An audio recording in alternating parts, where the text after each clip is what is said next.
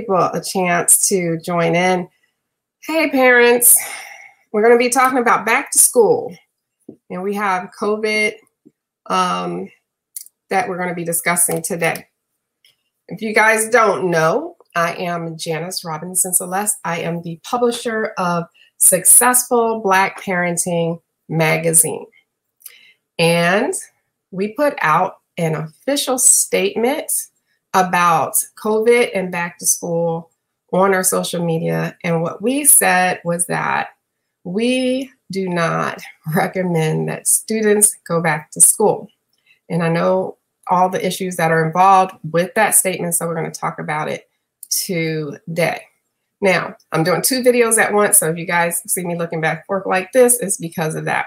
One of them, you'll be able to see my screen, and on Instagram, you won't, so I'll try to turn the camera so you can see what I'm talking about. Now, this is not meant at all to be a fear-mongering video, but a proactive, factual call to action for parents. So this is what I'm going to be telling you right now. All right, so what I found so far is that there's three types of parents. Some that are scared to death, but they can work remotely, stay at home, moms, those kind of parents. Number two, we have those who are scared to death, but are forced to go to work and have to send their children to school. And then we have those who can't wait to push their children out the house to go to school. The last parents who can't wait to get their children out of the house to go to school, I'm just going to say this straight up to you. These are your children. You are their number one teacher.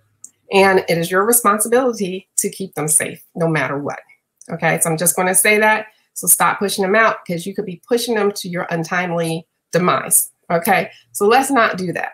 I understand you have to go to work. Those are the parents that my heart is really bleeding for. The ones that are forced to go to work during this COVID and they have no other choice. And I know the whole detail as a former teacher about children having, don't have food, abuse. I know all of the backgrounds. I've heard things that you can't even fathom. I know all of these things. I'm hearing parents say, what about socialization?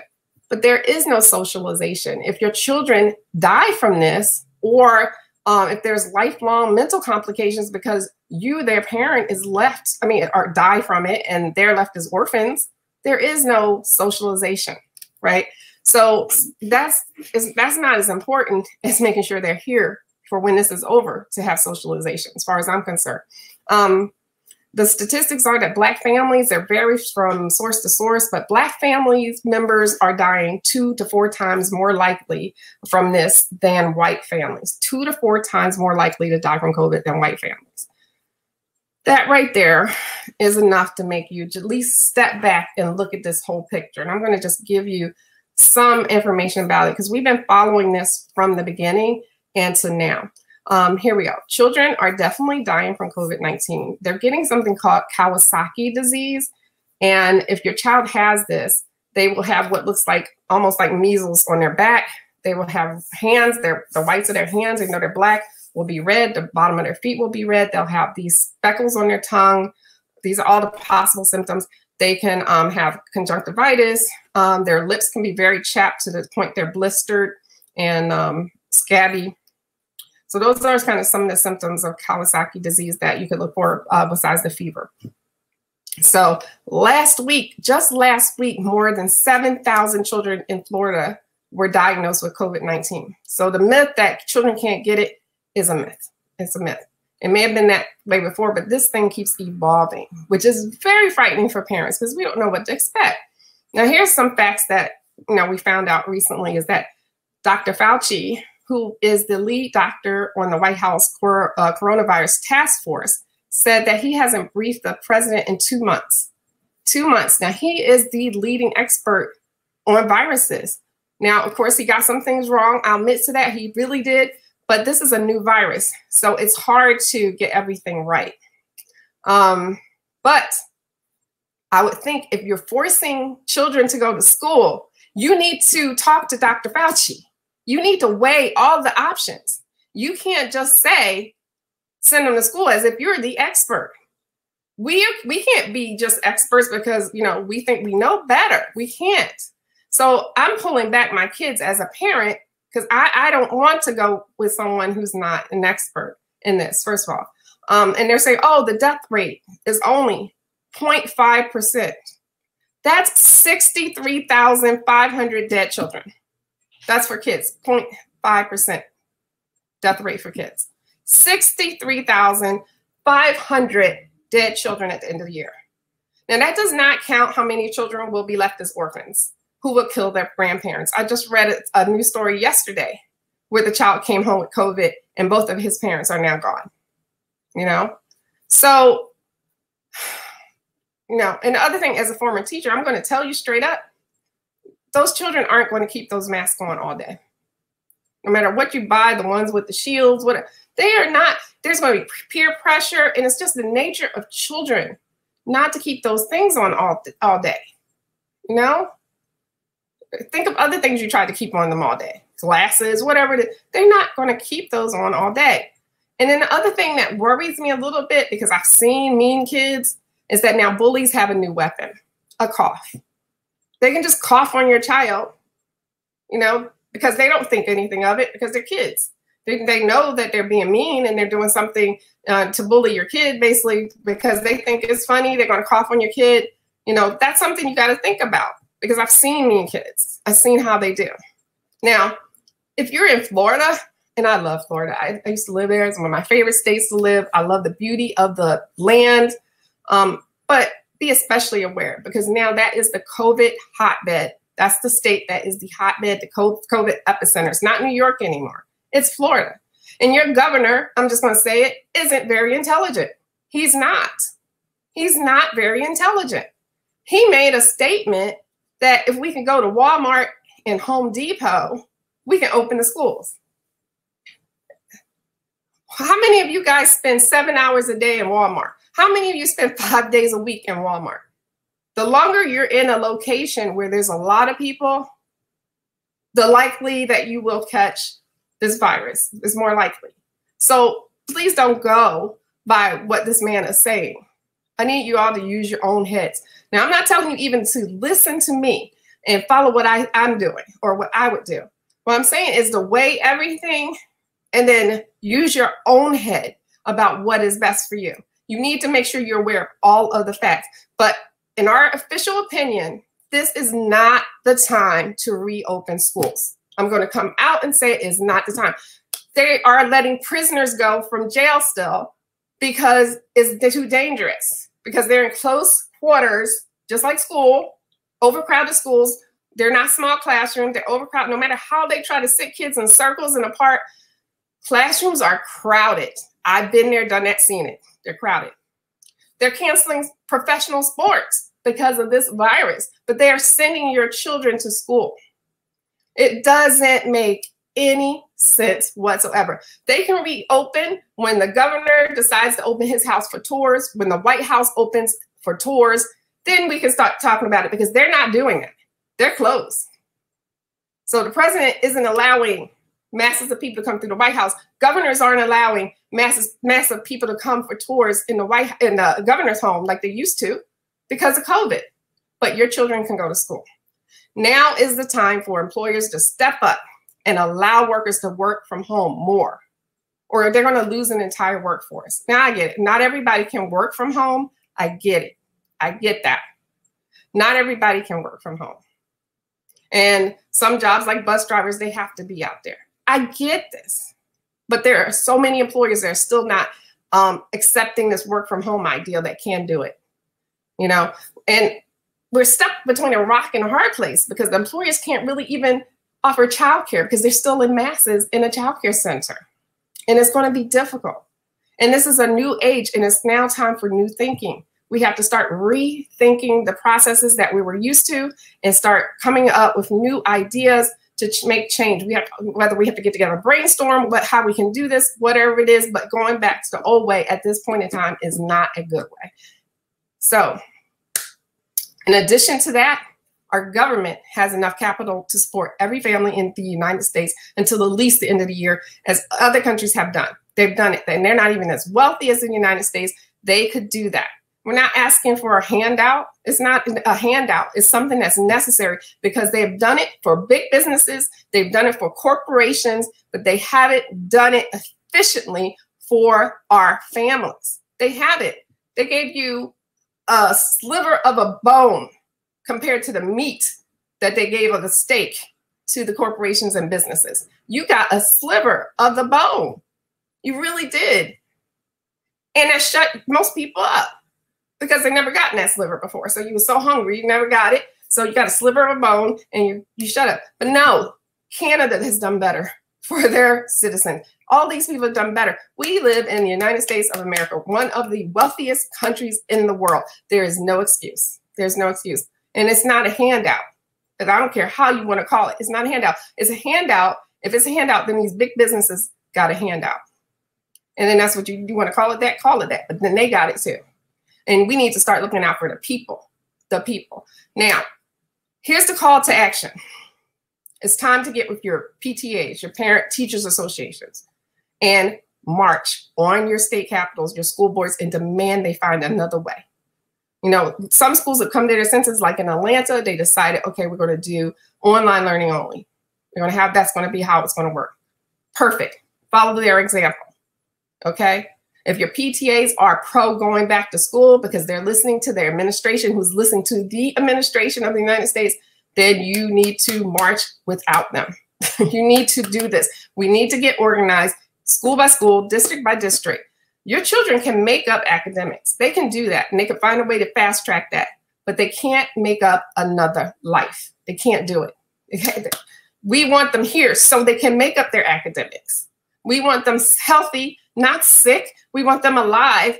We want them to have their parents. This is no joke. This disease is no joke. So whether you thought it was a hoax or not, more people are finding out the hard way that this is not a hoax. They're finding out the hard way. I know I really pray for all of you guys because it is difficult. As a parent, it's difficult right now and it's scary right now. But the only way this is going to get better is for you to start shouting and yelling. I need you guys to be the mama pit bulls, not even bear, mama pit bulls, the papa pit bulls, and you protect your child. Keep them safe by whatever means necessary. Let them hear your voice and demand more from your school board and from your government. You demand more. You do not let this go. Do not let it go. So that's all I have to say. I welcome any comments. And I'll answer as many as I can through that from tonight. But guys, share this video with your friends, your family. Let them know the call to action is you guys have to fight. You have to get out and fight this. This is not a time to sit down on social media and complain. This is the time to let your voice be heard. Yell loud. Pitbull. Think of that. Mama pitbull, papa pitbull. Keep your children safe. For my parents that I got to go out to work, God knows I'm praying for you. And we're trying to find a way, let them brainstorm a way that can keep your children safe, that you can still go to work. I've been racking my brain trying to figure out an alternate type of a situation. But if we don't have a lot of kids at school because, they can do online learning, but they're older, parents are home, then maybe your kids can go to school and have a smaller classroom and be separated. That's an option. They can do that. So let's start brainstorming some options. Parents, you are brilliant. You brainstorm too. Send those ideas into the schools. When you meet with them, when you march, have those ideas ready to go.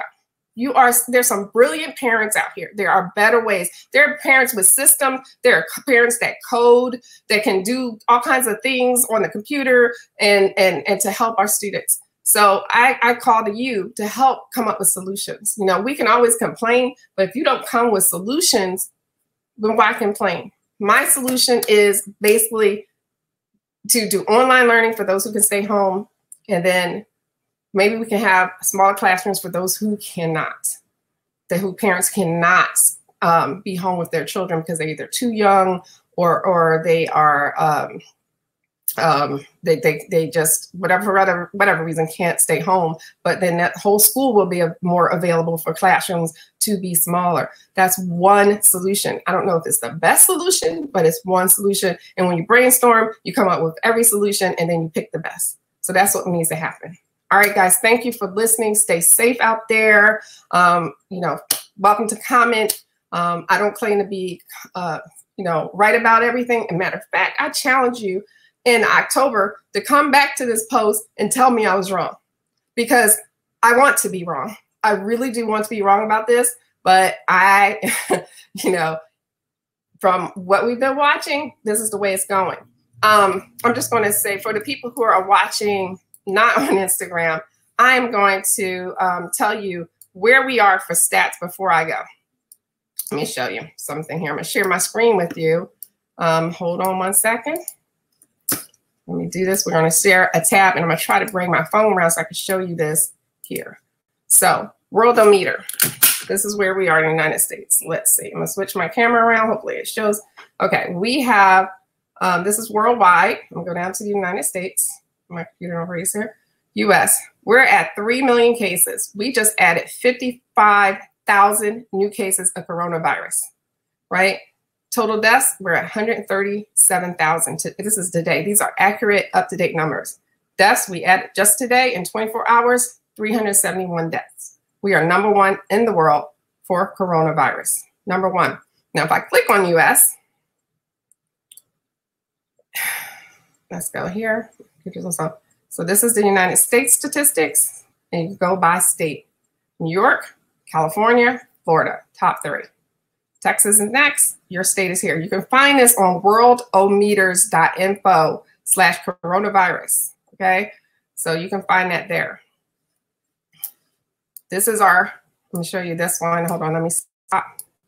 I'm going to stop for a minute. Let me switch back. I'm going to also show you, if I can do this, let's see what happens. I'm going to show you our line. One second. I'm by myself here, so I'm controlling everything. So be, just hang in there for a minute. I'm going to share this screen as well. And this is just a graphic that was created, and the sources are there, so you guys can see this. These are just excuses as from our administration as our numbers went up. So this is the curve, the COVID curve. And you see we started going up, and then it started to come down, and then it opened everything up, and now we're way up here. We're way up here. So our curve started with no cases, all of a sudden it shot way up. They closed everything down, we start coming down, and now as of 2 days ago, this is showing here. And this is all the comments from the administration about the COVID, saying things like, state comment would go away, you know it's gonna go away. No second wave is coming. And according to the experts, we're not even in the second wave yet. That's in the fall. So, and the second wave is supposed to be way worse than what we're experiencing right now. Way worse, way, way worse. So, know everything about this. Worldometer.info. Go there, get all your information, do your research before you make a decision. Brainstorm what you can do. Ask your PTA where they stand on it. Get on Facebook, create an event, get your parents together, and plan to march. If you have school board meeting coming up before school starts, go to that, get on the agenda, get on the meeting agenda, bring your whole group with you, and you protest. This is your time to protest. You tell them, no, you have a right to say no. You pay taxes. You have a right to say no. This isn't right. My children will not be sacrificial lambs. No. Mama Pitbull, Papa Pitbull. All right, guys, for real now. You have a great day and stay safe. Bye-bye.